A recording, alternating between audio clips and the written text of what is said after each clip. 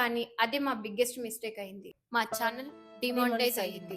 Hello guys, welcome to stories by ASMR.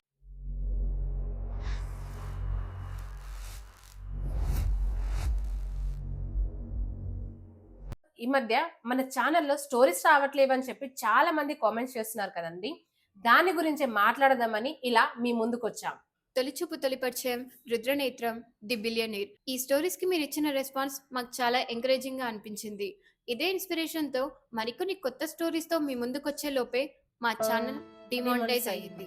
అసలు ఏం జరిగిందంటే, ఎంతో కష్టపడి స్క్రిప్ట్ రాసి వాయిస్ ఓవర్ ఇచ్చినా కూడా వ్యూవర్స్ కి బెస్ట్ ఎక్స్పీరియన్స్ ఇద్దామని ఏఐ ఇమేజెస్ యూజ్ చేసాం.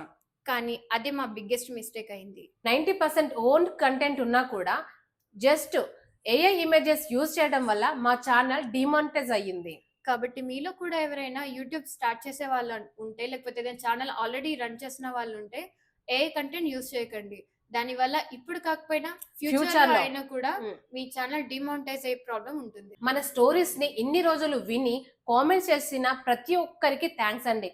అలాగే నెక్స్ట్ ఎపిసోడ్స్ కోసం ఎవరైతే వెయిట్ చేస్తున్నారో హార్ట్ఫుల్లీ సారీ అండి. ఎందుకంటే ఇకపై మన ఛానల్లో స్టోరీస్ అయితే పెట్టలేము, కానీ ఇంతటితో అయితే ఆగిపోము. కొత్త ఛానల్ తో మళ్ళీ మీ ముందుకి కంబ్యాక్ ఇస్తాం. స్టిల్ మీరు ఈ స్టోరీస్ ని తెలుసుకోవాలనుకుంటే, ఏ స్టోరీని అయితే మీరు కావాలనుకుంటున్నారో ఆ స్టోరీని కామెంట్ బాక్స్ లో కామెంట్ చేయండి. దాన్ని మేము ప్రతిలిపిలో పోస్ట్ చేస్తాం. సో మీరు అక్కడ ఆ స్టోరీ ఎపిసోడ్స్ అన్ని మీరు అక్కడ చదువుకోవచ్చు.